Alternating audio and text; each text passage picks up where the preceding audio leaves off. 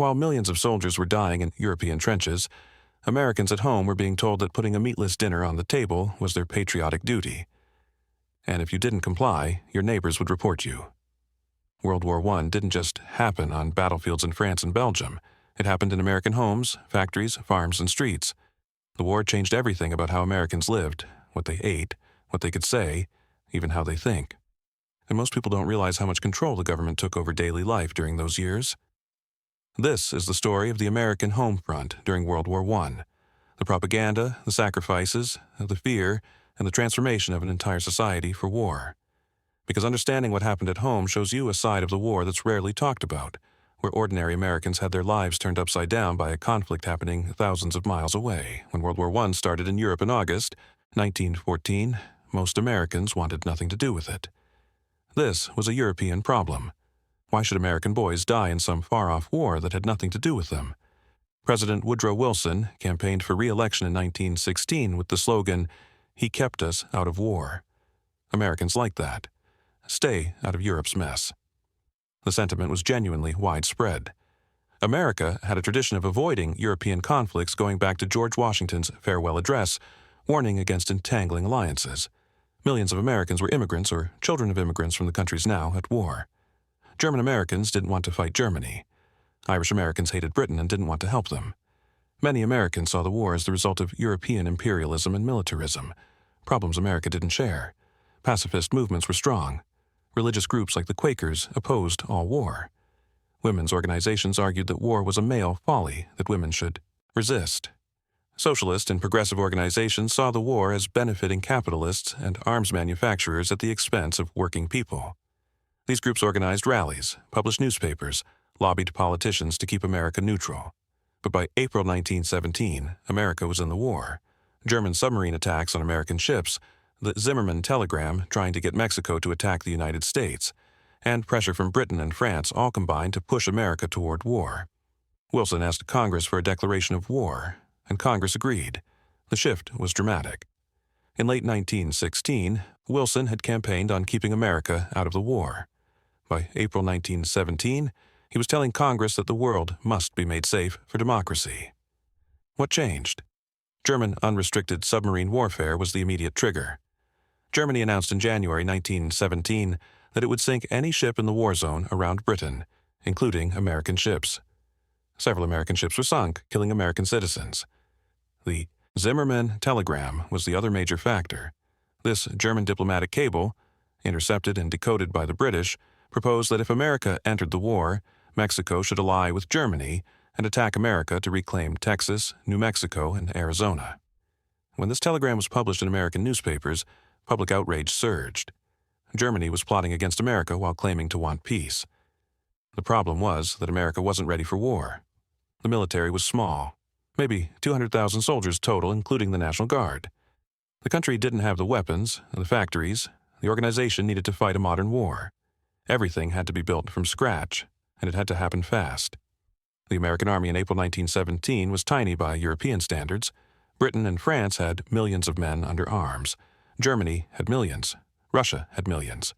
America had a military designed for frontier conflicts and small operations, not industrial warfare. The Army didn't have enough modern rifles, machine guns, artillery, uniforms, or training facilities. American soldiers would initially use French and British equipment because America couldn't produce enough of its own. And it wasn't just about building an army.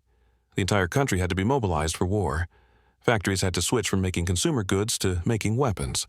Farms had to produce more food to feed soldiers and allies. Workers had to accept longer hours and tougher conditions.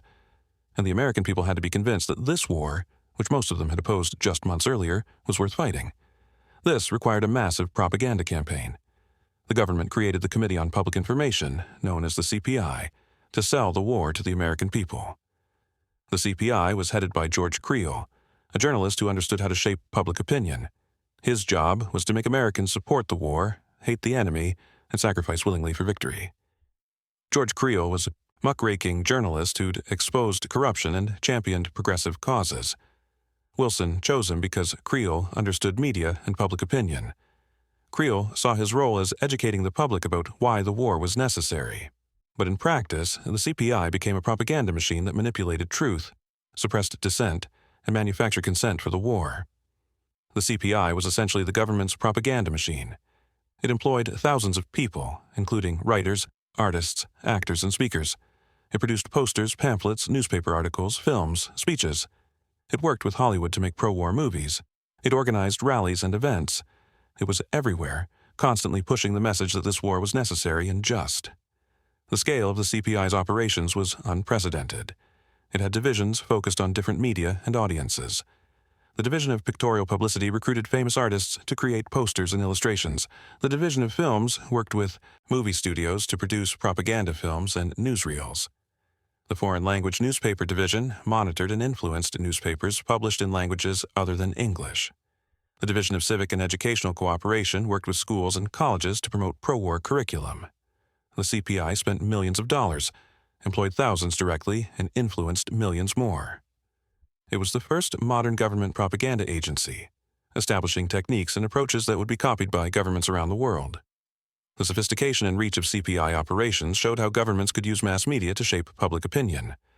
The propaganda was sophisticated and effective. The CPI portrayed the war as a fight of democracy against tyranny, civilization against barbarism. The Germans were depicted as Huns, savage invaders who killed babies and destroyed culture. The Kaiser was shown as a monster with blood on his hands. America was fighting to make the world safe for democracy, to protect freedom, to defend civilization itself. The propaganda borrowed heavily from British propaganda that had been used earlier in the war. Stories of German atrocities in Belgium, some true and many exaggerated or false, were widely circulated. The rape of Belgium became a central theme, with Germans portrayed as brutal occupiers who raped women, killed children, and destroyed churches and libraries. Some of the propaganda was based on truth. The Germans had committed atrocities in Belgium, executing civilians and destroying towns, but the propaganda exaggerated these atrocities and invented others. Stories of Germans bayoneting babies and cutting off children's hands were widely circulated, even though most were false or unverified. The goal wasn't accuracy. The goal was to make Americans hate Germans enough to support the war. One famous propaganda story claimed Germans were boiling down corpses to make soap and fertilizer. This was false, but was promoted by the CPI and believed by many Americans. The story was so effective that it was revived during World War II when similar false claims were made about Nazi practices, though actual Nazi atrocities were horrific enough without invented stories. The propaganda worked. Public opinion shifted dramatically. People who'd been against the war became supporters. Germans and German Americans became targets of suspicion and hatred. Anyone who questioned the war was labeled unpatriotic or worse. The propaganda created a climate where dissent was dangerous and conformity was expected. The speed of the shift was remarkable. In late 1916, anti-war sentiment was mainstream and acceptable. By summer 1917, expressing anti-war views could get you arrested, fired from your job, or attacked by mobs. The CPI had successfully created an atmosphere of hyper-patriotism where questioning the war was seen as treason. One of the most visible parts of the propaganda campaign was the posters. You've probably seen some of them. Uncle Sam pointing at you saying, "I want you for U.S. Army." Women in nurse uniforms saying, "I wish I were a man, I'd join the Navy." Soldiers charging into battle with the caption, "Over there, over there." These posters were everywhere, in post offices, train stations, schools, businesses. The iconic Uncle Sam poster was created by James Montgomery Flagg, based on a British recruiting poster featuring Lord Kitchener. Flagg actually used his own face as the model for Uncle Sam. The poster became one of the most recognizable images in American history, reprinted and parodied countless times. During World War I, about 4 million copies were printed. The posters used powerful imagery and emotional appeals. They played on patriotism, guilt, shame, fear. Some showed German soldiers threatening American women and children. Some showed the Statue of Liberty in danger. Some appealed to masculinity, suggesting that real men would enlist. The posters were designed to make people feel they had to act, had to contribute, had to support the war. Different posters targeted different audiences. Some appealed to women, asking them to encourage their men to enlist or to take war jobs themselves. Some targeted immigrants, challenging them to prove their loyalty to America. Some appealed to children, enlisting them as junior supporters of the war effort. The posters were everywhere, impossible to avoid, constant reminders that the war required everyone's participation. The 4-Minute Men were another propaganda tool. These were volunteers who gave short speeches about the war in public places. The name came from the 4 minutes it took to change reels in movie theaters. During that 4-minute break, a 4-minute man would stand up and give a patriotic speech about why Americans needed to buy war bonds, conserve food, support the troops. The 4-minute men were organized through local communities. Prominent citizens, teachers, businessmen, clergy would volunteer. They'd be given speech outlines from the CPI, sometimes verbatim scripts to memorize. The CPI provided talking points, facts, arguments. The speakers would customize them slightly for local audiences, but the message was controlled from Washington. There were 75,000 4-minute men across the country. They gave speeches in theaters, churches, schools, at public gatherings. The speeches were scripted by the CPI, ensuring consistent messaging. The 4-minute men reached millions of Americans with pro-war propaganda in a format that felt personal and local, rather than coming from distant Washington. The effectiveness came from the personal touch. These weren't distant government officials or politicians. These were your neighbors, your pastor, your kid's teacher, people you knew and trusted. When they told you the war was necessary and you needed to buy bonds or conserve food, it felt like community consensus rather than government pressure. This made the propaganda more persuasive and harder to resist. But propaganda alone wasn't enough. The government needed to mobilize the economy for war. This meant taking control of industries, setting prices, dictating production. The level of government control over the economy during World War I was unprecedented in American history. America had a tradition of limited government and free enterprise. The idea that government should control the economy was seen as socialist or European. But modern war required coordination and planning on a scale that free markets couldn't achieve quickly enough. So the government took powers that peacetime would never have allowed. The War Industries Board was created to coordinate industrial production. It decided what factories would make, how much they'd produce, who would get raw materials. Bernard Baruch, a wealthy financier, headed the board and essentially controlled large parts of the American economy. Private businesses were told what to produce and at what price. Capitalism was partially suspended for the war effort. Baruch was brilliant at organizing production. He identified bottlenecks, allocated resources efficiently, got factories to cooperate rather than compete. Under his leadership, American industrial production soared. Factories that had made cars were converted to make trucks and tanks. Steel mills prioritized military production. The entire industrial economy was reoriented toward war. But this came at a cost to free enterprise. Business owners who refused to cooperate could have their factories seized. Prices were set by government decree. Raw materials were allocated by government decision. Businesses that wanted to expand needed government approval. The War Industries Board had power that would be unconstitutional in peacetime, but wartime emergency allowed it. The railroads were nationalized, taken over by the government to ensure efficient transportation of troops and supplies. Railroad companies lost control of their own operations.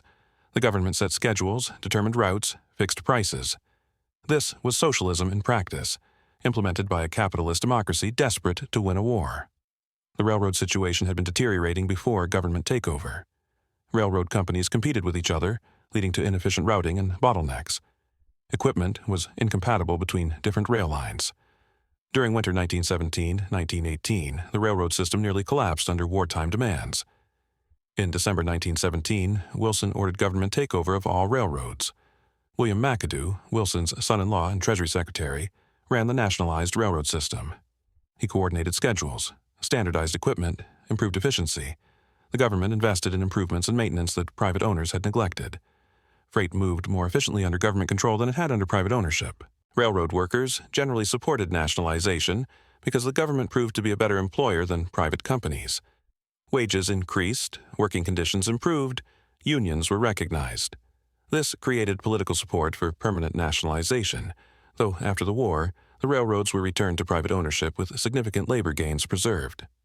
The Food Administration, headed by Herbert Hoover, controlled food production and distribution. Hoover's job was to ensure enough food for American soldiers, for American civilians, and for Allied nations whose agriculture had been disrupted by the war. This meant Americans at home had to eat less, so others could eat it all. Herbert Hoover had made his reputation organizing relief efforts in Belgium after the German invasion. He was known as a brilliant administrator who could organize complex operations. Wilson tapped him to run the Food Administration, and Hoover accepted on the condition that he wouldn't take a salary. He wanted to be seen as serving out of patriotism, not personal gain. Hoover's challenge was enormous. American agriculture had to feed not just American soldiers and civilians, but also Allied populations and armies. Britain was importing huge amounts of food from America. France's agriculture was disrupted by the war. Allied armies needed American food. Hoover had to increase American agricultural production while decreasing American consumption. Hoover didn't want to ration food directly, forcing people to use coupons and limiting what they could buy. That seemed too authoritarian, too un-American. Instead, he relied on voluntary cooperation, backed by social pressure and guilt. He asked Americans to observe meatless Mondays and Wednesdays, wheatless Tuesdays and Fridays, to plant victory gardens and preserve food, to eat less sugar, less fat, less of everything. The voluntary approach was innovative and to a degree successful. Hoover coined the term, "Unwon, food will win the war," and made conservation a patriotic duty. He promoted recipes that used less wheat, sugar, and meat. Homemakers were encouraged to Hooverize, meaning to conserve food through careful cooking and eliminating waste. The campaigns were everywhere. Food will win the war. Posters showed farmers as heroes. Waste Nothing campaigns encouraged people to use every scrap. Victory gardens sprang up in backyards and vacant lots across America, with families growing their own vegetables to reduce demand for commercially produced food. Schools taught children about food conservation. Cookbooks were published with recipes that saved rationed foods. Restaurants participated by offering meatless and wheatless options. Bakeries produced victory bread made with less wheat flour. The entire culture was reoriented around food conservation. The social pressure was intense. If you didn't participate, your neighbors would notice.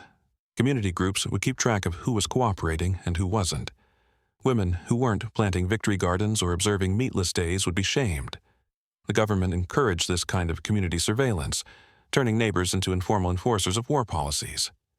Local food boards were established in communities across America. These boards monitored compliance with voluntary conservation programs. They'd know which families weren't participating. Social pressure would be applied. You didn't want to be known as the family that wasn't doing their part. In small communities, this kind of reputation damage could be severe. Women's organizations were particularly active in enforcing food conservation. Women's clubs, church groups, and patriotic organizations would monitor their members' behavior. A woman seen buying or serving food that violated Hoover's guidelines would be criticized. The social cost of non-compliance was high enough that most people cooperated even without legal requirements. Hoover's approach worked, sort of. Americans did reduce their food consumption. Agricultural production increased. Enough food was shipped to Europe to prevent starvation among Allied populations and troops. But the voluntary system only worked because of the social pressure and propaganda making people feel guilty for eating normally. By war's end, American food exports had tripled. American farmers planted millions more acres. Food shipments to Europe prevented famine and kept Allied armies fed. Hoover's reputation soared. He'd accomplished his mission through organization, propaganda, and social pressure rather than through coercive rationing. This made him a national hero and positioned him for a political career that would eventually lead to the presidency. The government also controlled fuel. The Fuel Administration regulated coal and oil production and distribution. It implemented heatless Mondays, where businesses and homes were supposed to reduce heating to conserve coal. Gasless Sundays encouraged people not to drive to conserve oil. Daylight saving time was introduced to save fuel by reducing the need for artificial lighting.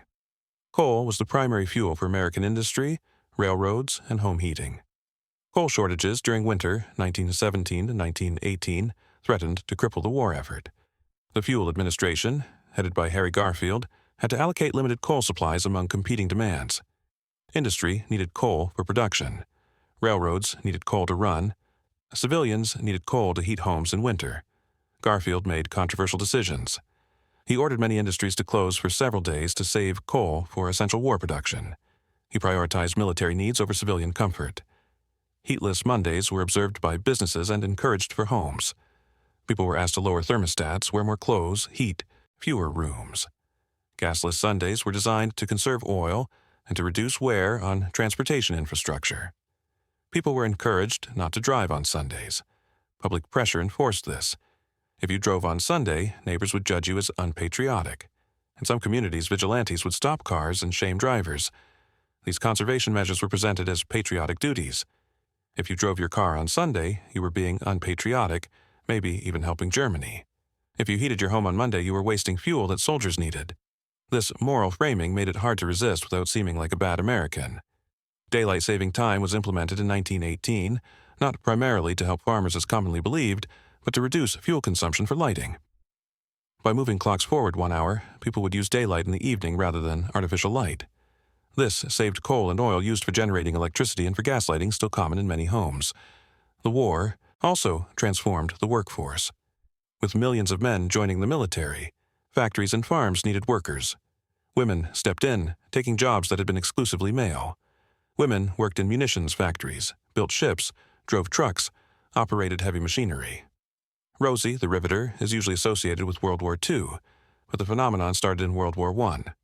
This was revolutionary. Before the war, women's employment opportunities were limited mostly to domestic service, teaching, nursing, and clerical work. Factory work, especially in heavy industry, was considered men's work. The war broke down these barriers by necessity. Factories needed workers and women were available. The scale of women's entry into the workforce was dramatic. About 1 million women entered the industrial workforce during the war.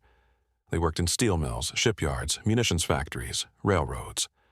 They operated machinery, did physical labor, worked in dangerous conditions alongside men. Women working in munitions factories faced dangerous conditions.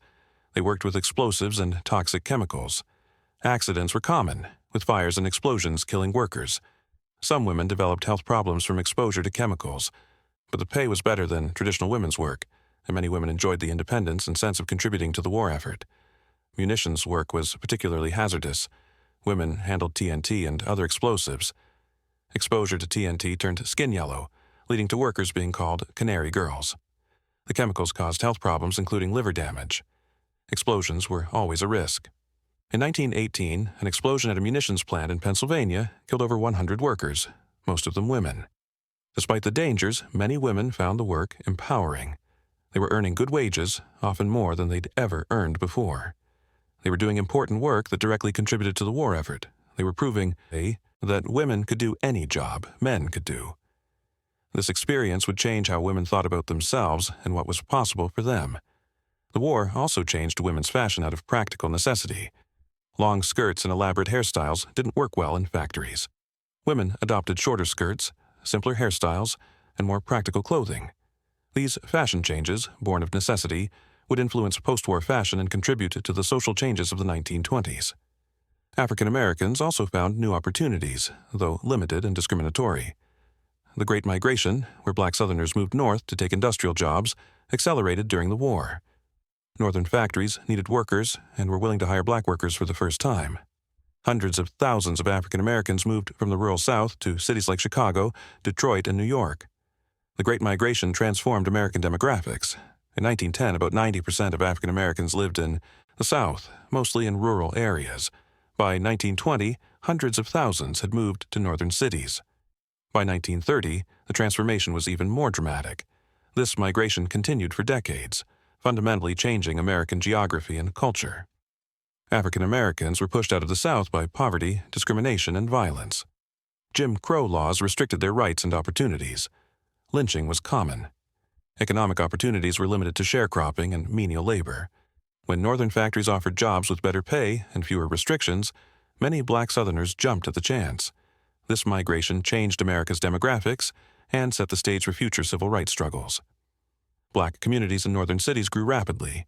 African Americans had money and were building economic and political power, but they also faced discrimination and violence.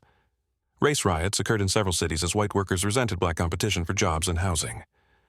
Northern racism was different from Southern racism, but still real. Black workers were hired for the dirtiest, most dangerous jobs. They were paid less than white workers for the same work. They lived in segregated neighborhoods with poor housing. White workers often went on strike to protest black workers being hired. Unions generally excluded black members. The race riots of 1919, called Red Summer because of the blood spilled, were partly reactions to the Great Migration and black economic advancement. White mobs attacked black neighborhoods in cities across America. The riots showed that escaping the South didn't mean escaping racism. Black Americans faced violence and discrimination throughout the country. The draft transformed millions of young men into soldiers. The Selective Service Act required all men between 21 and 30, later expanded to 18 to 45, to register for the draft. About 24 million men registered, and about 2.8 million were drafted. Another 2 million volunteered. Draft. Registration Day, June 5, 1917, was a massive undertaking. Registration stations were set up across the country. Men lined up to register, filling out forms with their personal information. The process was organized by local draft boards made up of community members. This localized approach meant the draft was administered by neighbors and community leaders rather than distant bureaucrats. Draft Day was a big event in communities across America. Men would gather to register, not knowing if they'd be selected. The selection was done by lottery, with numbers drawn randomly. If your number came up, you were going into the Army. Families waited anxiously to learn if their sons, brothers, husbands would be drafted. The lottery system was designed to be fair and impersonal. Capsules containing numbers were drawn from a large glass bowl in a public ceremony in Washington. The first number drawn determined who would be drafted first from each registration class, and the process was broadcast by telegraph across the country, so local draft boards knew the order of selection. Not everyone went willingly. About 350,000 men didn't register for the draft or resisted when called up. These draft evaders were hunted down, arrested, and prosecuted. Some were genuine pacifists who opposed war on religious or moral grounds. Others simply didn't want to fight in a war they didn't believe in. The government conducted slacker raids to find draft evaders. In cities across America, government agents and vigilantes would surround areas and demand that all military-age men show their draft registration cards. Those who couldn't produce them were arrested. These raids were aggressive and sometimes caught innocent people who'd registered but didn't have their cards with them. Conscientious objectors, those who opposed war on religious or moral grounds, were supposed to be accommodated with non-combat duties. In practice, many were abused. Some were assigned to combat units anyway. Others were imprisoned and sometimes tortured to try to force them to cooperate. The treatment of conscientious objectors was a dark chapter in the war story. Religious groups like Mennonites and Quakers had long pacifist traditions. When their young men refused to fight, they faced intense pressure and persecution. Some were beaten by fellow soldiers or guards. Some were court-martialed and imprisoned. A few died from the harsh treatment. The war's demand for conformity left little room for conscientious dissent. The military itself was segregated. Black soldiers served in separate units, usually commanded by white officers. They were often assigned to labor duties rather than combat roles, though some black units did see combat and performed well. The military reflected the racism of American society, treating black soldiers as second class even as they were asked to fight for American democracy. Segregation was total and humiliating. Black soldiers trained in separate camps, ate in separate facilities, used separate recreational facilities. When shipped to France, they often traveled on separate ships. Even blood donations were segregated, though blood has no race. The policy was based purely on racism, not on any practical or medical necessity. Most black soldiers were assigned to service of supply units, doing manual labor, loading ships, building roads, digging trenches, burying bodies. This was hard, dangerous work, but it wasn't combat, which meant black soldiers didn't get the recognition or advancement that came with combat service. Some black units did fight. The 369th Infantry Regiment, the Harlem Hellfighters, served with the French Army and earned numerous decorations for bravery. The 92nd and 93rd Divisions included black combat troops. These units proved that black soldiers could fight as well as anyone, but racism prevented most black soldiers from getting the chance. Training camps were built rapidly across the country to house and train soldiers. These camps were like small cities, with tens of thousands of men living in barracks, learning to march and shoot, preparing for war. The camps transformed rural areas where they were built, bringing money and chaos in equal measure. 32 major training camps were constructed, mostly in the South where weather allowed year-round training. Each camp housed 40,000 to 50,000 soldiers. They were built in months, massive construction projects that required lumber, materials, and labor on a huge scale. Entire forests were cleared to provide lumber for the barracks. Life in the training camps was difficult. The camps were built quickly and often lacked adequate facilities. Sanitation was poor, disease spread easily in crowded conditions. The 1918 flu pandemic hit military camps especially hard, with thousands of soldiers dying from influenza before they ever left America. Soldiers lived in long wooden barracks, sleeping in bunks, crowded close together. Latrines were primitive. Bathing facilities were inadequate. Food was basic and often badly prepared. Training was harsh and sometimes dangerous. Drill sergeants used physical punishment and verbal abuse to instill discipline. The flu pandemic was devastating in the camps. The virus spread rapidly through the crowded barracks. Hospitals were overwhelmed. Some camps saw mortality rates of 5% or higher. Young, healthy men would be fine one day and dead 2 days later. The military tried to implement quarantines and other measures, but the crowding made containment impossible. Camp Devens in Massachusetts was hit particularly hard. In September 1918, thousands of soldiers fell ill. The hospital, designed for a few hundred patients, had thousands. Doctors and nurses worked around the clock but couldn't keep up. Bodies piled up faster than they could be buried. A doctor wrote that the morgue was stacked almost to the ceiling with bodies. Military had to equip and arm millions of soldiers. Factories worked around the clock producing uniforms, boots, rifles, ammunition. The production challenges were enormous. Early in the war, American soldiers trained with wooden rifles because there weren't enough real ones. Some units were sent to France still lacking proper equipment. The Springfield rifle, America's standard infantry weapon, couldn't be produced fast enough. American factories also produced the British Enfield rifle to meet demand. Machine guns were in short supply. American troops often used French and British weapons because America couldn't produce enough. Uniforms were another problem. Millions of uniforms had to be produced quickly. Wool shortages meant some soldiers received uniforms made from inferior materials.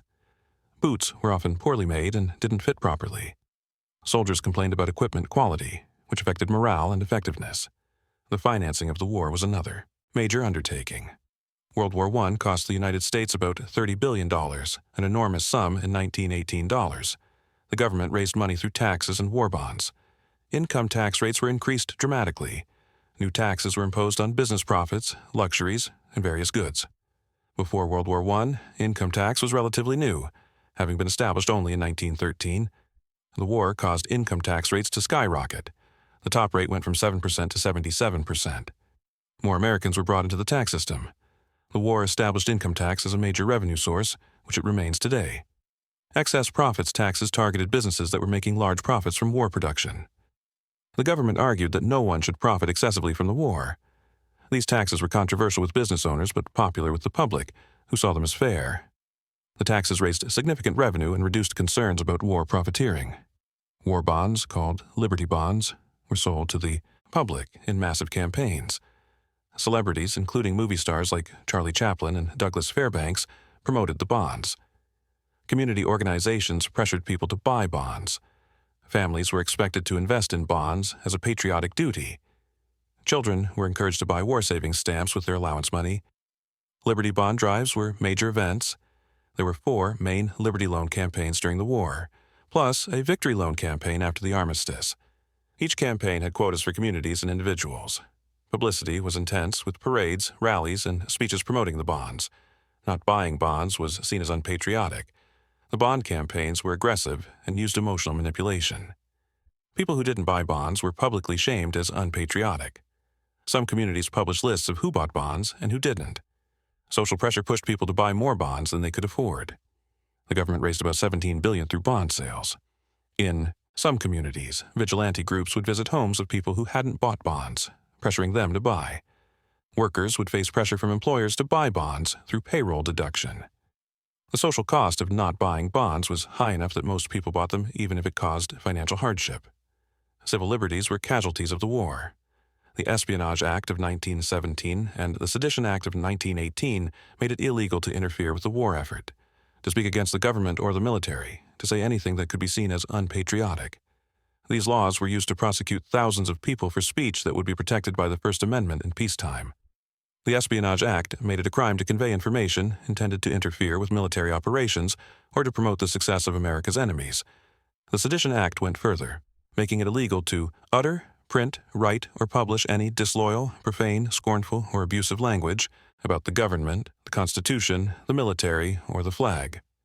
These laws were vague and broadly interpreted. People were arrested for speaking German, for criticizing the draft, for questioning whether the war was necessary. Socialist leaders were imprisoned for giving anti-war speeches. Eugene Debs, a prominent socialist who ran for president multiple times, was sentenced to 10 years in prison for giving a speech that was critical of the war. Debs was 62 when he was sentenced. His crime was giving a speech in which he praised people who'd been imprisoned for resisting the draft and criticized the war as benefiting capitalists. He said nothing about encouraging draft resistance himself, but he was convicted of violating the Espionage Act. He ran for president from prison in 1920 and received nearly 1 million votes. The Supreme Court upheld these laws. In Schenck v. United States, Justice Oliver Wendell Holmes wrote that speech could be restricted if it presented a clear and present danger. He used the example that you can't falsely shout fire in a crowded theater, but this principle was used to justify prosecuting people for political speech, for expressing opinions about the war.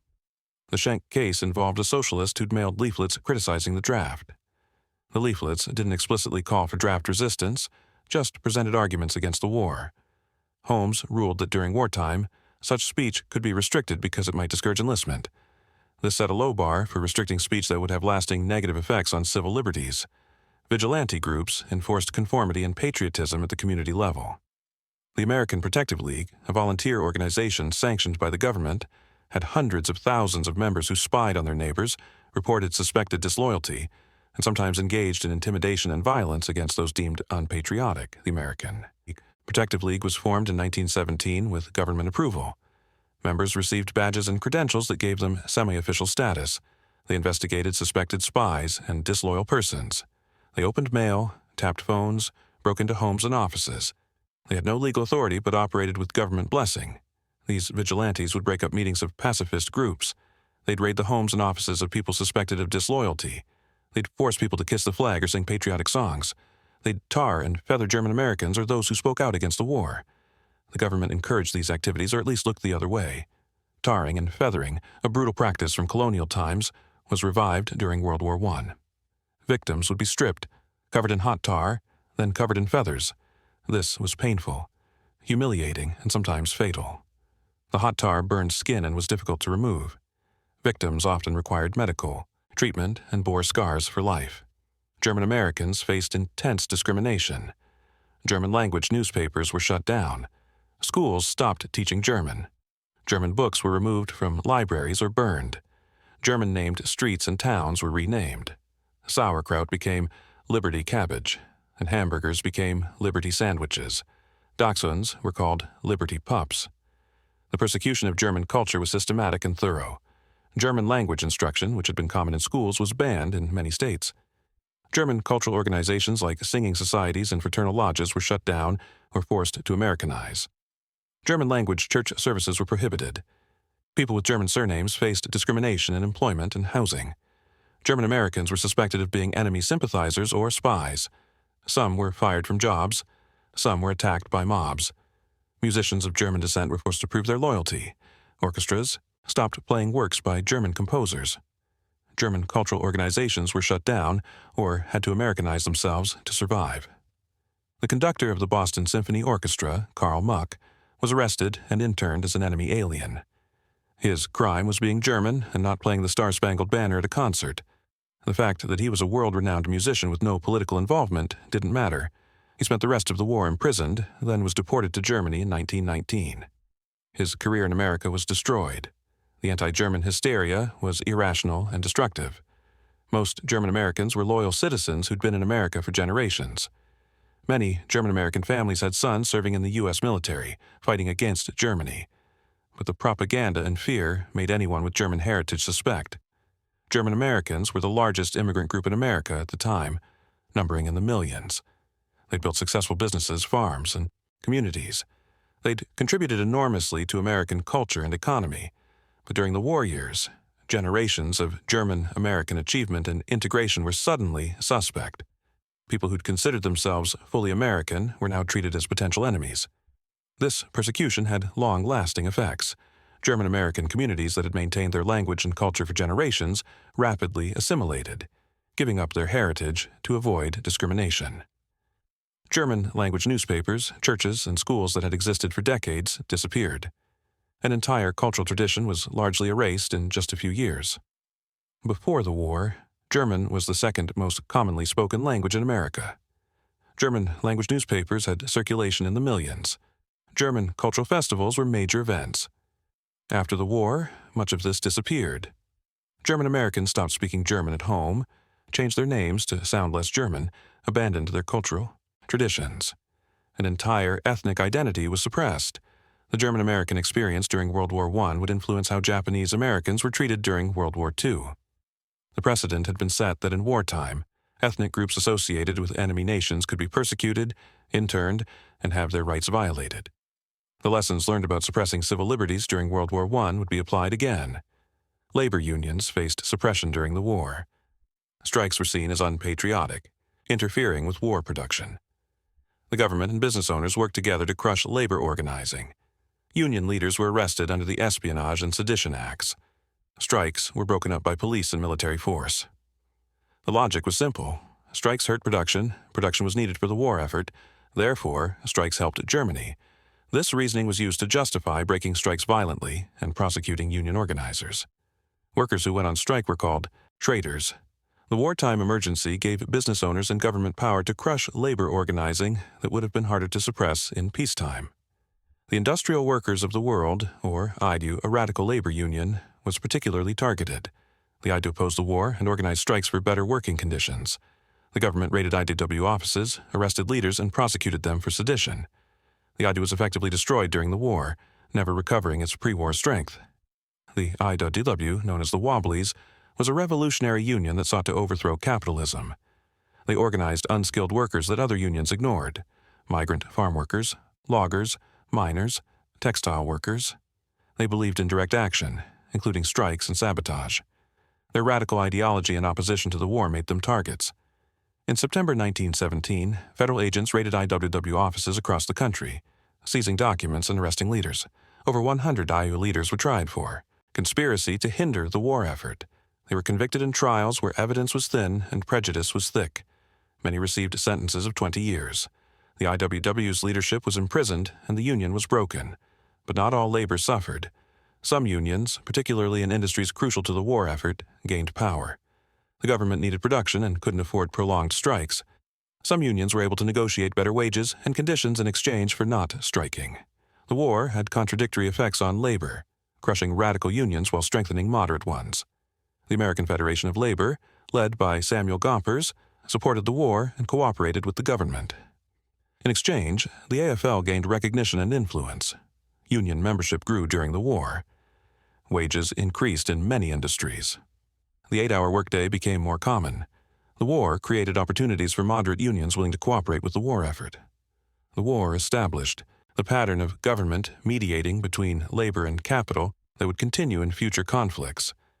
The National War Labor Board was created to resolve labor disputes. It generally favored keeping production moving over the demands of either side. This set precedents for government involvement in labor relations that would be expanded during World War II and the New Deal. Women gained politically from the war. The contributions women made to the war effort strengthened the argument for women's suffrage. How could America claim to be fighting for democracy when half its adult population couldn't vote? The 19th Amendment, giving women the right to vote, was passed by Congress in 1919 and ratified in 1920, in part because of women's war service.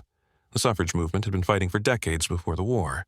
Suffragists had organized, marched, lobbied, and sometimes been arrested for their activism. But the war provided a powerful argument. Women had proven they could do any job men could do. They'd contributed to the war effort in countless ways. They'd shown they were full citizens deserving full rights.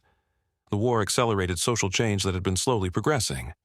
President Wilson, who'd been lukewarm on suffrage before the war, became a supporter in 1918. He told Congress that giving women the vote was vital to the winning of the war. This was partly recognition of women's contributions and partly practical politics. Women's organizations that had been divided between suffragists and anti-suffragists had united to support the war effort. Rewarding this support with suffrage made political sense. The House of Representatives passed the suffrage amendment in January 1918. The Senate took longer, not passing it until June 1919. Then it had to be ratified by 3/4 of states. Tennessee became the 36th state to ratify in August 1920, and the 19th Amendment became law. Women could vote in the 1920 presidential election, a victory that wartime service had helped achieve. Prohibition also came out of the war. Anti-alcohol activists argued that grain used for alcohol production should be used for food instead. They also associated beer with German culture, making it easier to demonize. The 18th Amendment, prohibiting alcohol, was passed in 1919 and went into effect in 1920. The war created conditions that allowed this social reform to pass. The temperance movement had existed for a century, but had never succeeded in banning alcohol nationally. The war provided the opportunity. Prohibitionists used wartime conservation arguments and anti-German sentiment to push their agenda. The result was prohibition, which lasted until 1933 and led to organized crime and widespread lawbreaking. German Americans dominated the brewing industry, giving temperance advocates a perfect target. Beer was portrayed as a German drink that wasted grain and corrupted American values. Brewers were depicted as German sympathizers profiting while American soldiers died. This nativist, xenophobic argument helped overcome opposition to prohibition. The wartime prohibition of alcohol production for conservation purposes began in 1917. By the time the 18th Amendment was ratified in 1919, alcohol production had already been restricted for 2 years. The war had normalized the idea of banning alcohol, making permanent prohibition easier to achieve politically. The home front also dealt with the influenza pandemic of 1918 to 1919. This flu killed more Americans than the war itself, maybe 675,000 people in the United States and 50 million worldwide. The pandemic was made worse by the war. Crowded military camps were breeding grounds for the virus. Troop movements spread it rapidly. Wartime censorship prevented accurate reporting of the pandemic's severity. The flu pandemic was devastating. It struck quickly and killed young, healthy adults, not just the very young and very old as flu usually does. People would be healthy in the morning and dead by evening. Bodies piled up faster than they could be buried. Hospitals were overwhelmed. Cities ran out of coffins. The flu was called Spanish flu, not because it originated in Spain, but because Spain, being neutral in the war, was the first country to report on it openly. Wartime censors in combatant nations suppressed news of the flu to avoid damaging morale. This censorship meant people didn't realize how dangerous the flu was until it was too late to take effective precautions. Public health measures were implemented. Schools, theaters, and churches were closed. Public gatherings were banned. People wore masks, though mask wearing was controversial, and many resisted. Some cities implemented strict measures and had lower death rates. Others prioritized keeping businesses open and suffered worse outbreaks. Philadelphia held a massive Liberty Loan Parade in September 1918 despite warnings from health officials. Over 200,000 people attended. Within days, the city's hospitals were overwhelmed with flu patients. Thousands died. The parade became a case study in how not to handle a pandemic, showing the consequences of prioritizing other concerns over public health. San Francisco implemented strict mask ordinances, requiring everyone to wear masks in public. The Anti-Mask League formed to protest, arguing masks were ineffective and infringed on personal liberty. This debate over individual freedom versus public health during a pandemic sounds familiar, showing that some tensions in American society are long-standing. The pandemic hit just as the war was ending. The disease spread through Europe with the troops, killing soldiers and civilians alike. Some historians argue that the pandemic contributed to Germany's defeat, as German troops were hit hard and couldn't maintain offensive operations. The pandemic was a crisis layered on top of the war crisis. The timing was tragic. American soldiers survived months of combat only to die from flu during the final weeks of the war or immediately after the armistice. Some died on ships returning home, within sight of America after surviving the war. Others died in demobilization camps while waiting to be discharged. Families celebrated the end of the war while mourning flu deaths. When the war finally ended in November 1918, America celebrated wildly. Armistice Day, November 11, 1918, saw spontaneous celebrations across the country. People poured into streets, cheering and singing. It was over. The boys would be coming home. The celebrations were joyous and chaotic. In cities across America, people left work, schools closed, strangers embraced. Horns honked, bells rang, impromptu parades formed. The celebrations had an edge of hysteria to them, a release of tension built up over years of anxiety and sacrifice. People were giddy with relief that the killing had stopped. But the transition from war to peace was difficult. Soldiers, returning home, found changed communities. The jobs they'd left were often filled by women or other workers. The economy had to shift from war production back to civilian production. Veterans struggled with physical and psychological wounds. Many felt alienated, unable to relate to people who hadn't experienced the war. Veterans came home to a country that had changed in their absence. Women were working in factories. Prohibition was being implemented. The flu pandemic had killed people they knew. Their communities looked the same but felt different. And they themselves were different, changed by what they'd experienced in France. Many veterans struggled to talk about the war. What they'd experienced in combat was beyond the understanding of people at home. The propaganda that had portrayed the war as glorious and heroic didn't match the reality of trench warfare, gas attacks, and industrial slaughter. Veterans often felt that no one understood what they'd been through. The immediate post-war period saw economic disruption. War production ended suddenly, leading to factory closings and unemployment. Inflation was high because of wartime spending. Labor strikes increased as workers sought better wages to match inflation. 1919 saw thousands of strikes involving millions of workers. The demobilization was rapid and chaotic. Millions of soldiers were discharged in a few months. War production contracts were canceled overnight. Factories that had been running 24 hours a day suddenly had no work. Workers who'd had guaranteed employment during the war were laid off. The transition caused economic dislocation and unemployment. The Red Scare followed the war. Fear of communism and radicalism, intensified by the Russian Revolution, led to persecution of leftists and immigrants. The government and private organizations rounded up suspected radicals, sometimes deporting them without proper legal process. The Palmer raids of 1919 to 1920 arrested thousands of people suspected of radical activities. The Russian Revolution of 1917 had terrified American elites. The Bolsheviks had overthrown the Russian government and established a communist state. They called for worldwide revolution. American radicals sometimes expressed sympathy for the Bolsheviks. This created fear that communist revolution could happen in America. Attorney General A. Mitchell Palmer led these raids, using fear of communism to justify violations of civil liberties. Suspected radicals were arrested without warrants. Meetings were raided and attendees arrested en masse. Many were immigrants who were deported based on their political beliefs. The Red Scare was an extension of the wartime suppression of dissent, now directed at communists and anarchists instead of war critics. Palmer's raids were brutal and often illegal. Federal agents would raid meeting halls, labor union offices, even private homes. Everyone present would be arrested regardless of whether there was evidence against them individually. Prisoners were held without charges, denied access to lawyers, sometimes beaten to force confessions. Hundreds were deported without proper hearings. The Red Scare was fueled by bombings attributed to anarchists. In April and June 1919, bombs were mailed to prominent figures, including Palmer himself. One bomb exploded outside Palmer's home, killing the bomber. These attacks created genuine fear of radical violence, which Palmer exploited to justify his raids and to build his political career. Race riots erupted in dozens of cities in 1919, called Red Summer, because of all the blood spilled. White mobs attacked black communities, burning homes and killing people. The riots were partly reactions to the Great Migration and black economic competition, partly spillover from wartime racial tensions. Hundreds of people died in the violence. The riots showed that the racial harmony the government had promoted during the war was superficial. Black Americans had served their country, bought war bonds, made sacrifices, but they still faced violence and discrimination at home. Black veterans, who'd been treated better in France than in America, were particularly unwilling to accept second-class status anymore. The worst riot occurred in Chicago, where violence raged for days.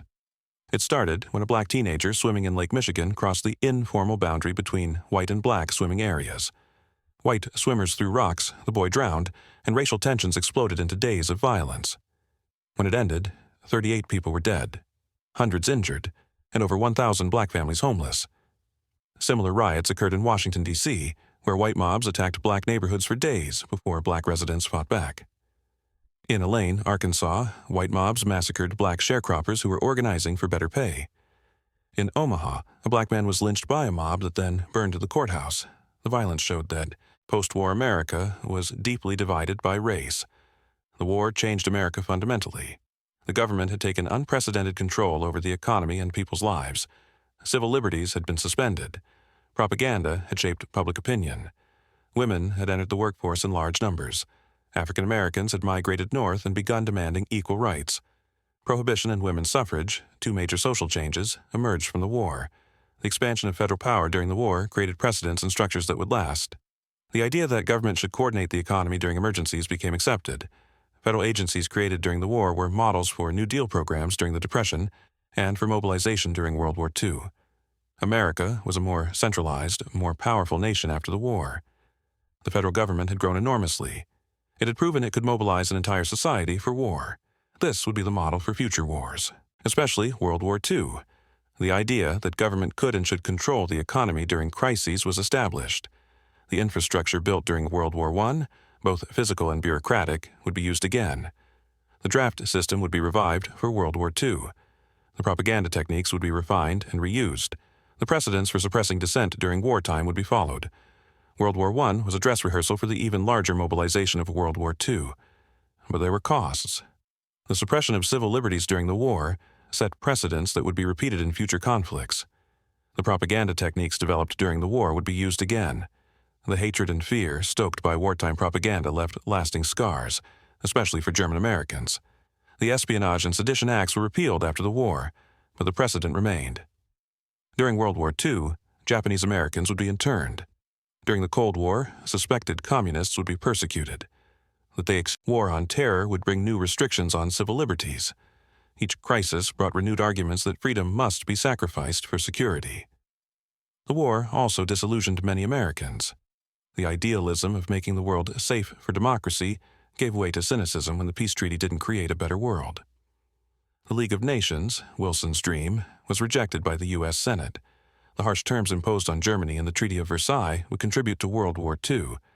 The war to end all wars ended up starting the next one. American casualties, while lower than European nations, were still significant. Over 116,000 Americans died during World War I, about half from combat and half from disease, primarily the flu. Over 200,000 were wounded. These casualties were lower than Britain, France, or Germany, but they were still felt deeply in American communities. For ordinary Americans, the war was a time of sacrifice, fear, and dramatic change. Life during the war years was difficult. Food was rationed, fuel was scarce. Young men were drafted. Civil liberties were restricted. But most Americans endured because they believed it was necessary, because propaganda convinced them the war was just, because social pressure made it hard to resist. The homefront experience varied by region, class, race, and gender. Middle-class white Americans in northern cities might have experienced the war as an inconvenience with some opportunities. Working-class Americans faced longer hours, dangerous conditions, and economic uncertainty. African Americans saw opportunities but also faced continued discrimination and violence. Women gained opportunities but were expected to return to traditional roles after the war. Looking back, the homefront experience during World War I shows how quickly a society can be transformed by war.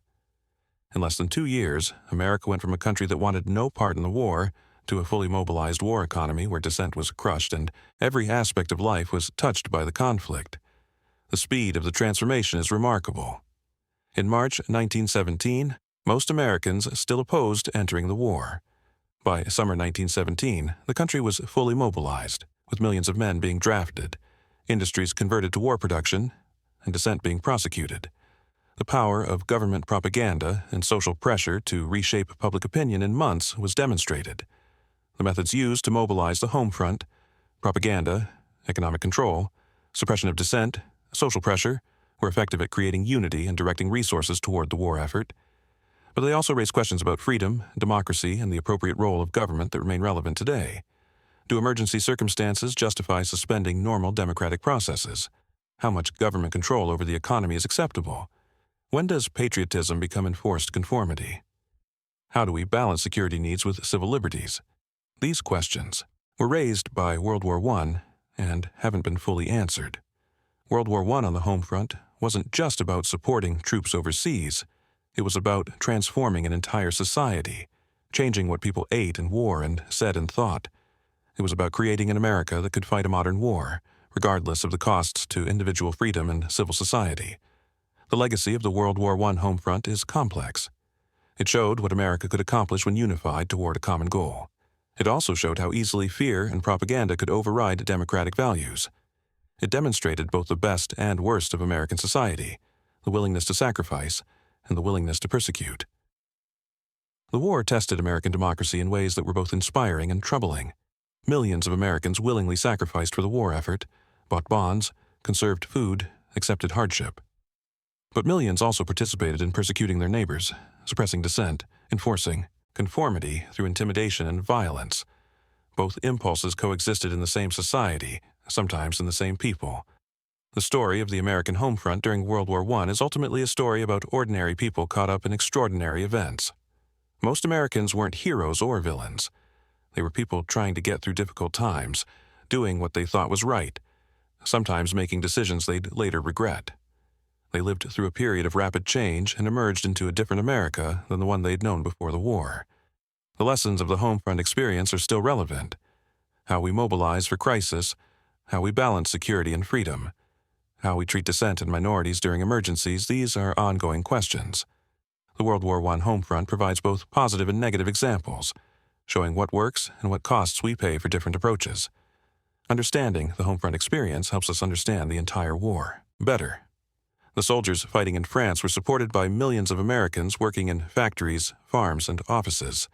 The war effort was a collective undertaking that required sacrifice from everyone. But it also required suppressing parts of what America claimed to represent: freedom of speech, ethnic diversity, limited government, individual liberty. This tension between wartime necessity and peacetime values is inherent in democracy during crisis. How much freedom should be sacrificed for security? When does necessary mobilization become oppression? Where's the line between patriotism and nationalism? These questions were relevant in 1917 and 1918, and they remain relevant today. The American Homefront during World War I was a time of transformation, sacrifice, propaganda, persecution, and change. It was when America became a global power, when the federal government grew enormously, when social changes accelerated. It was also when civil liberties were suspended, when ethnic minorities were persecuted, when dissent was crushed. Both things are true, and both need to be remembered. Watch the next video to uncover more hidden history.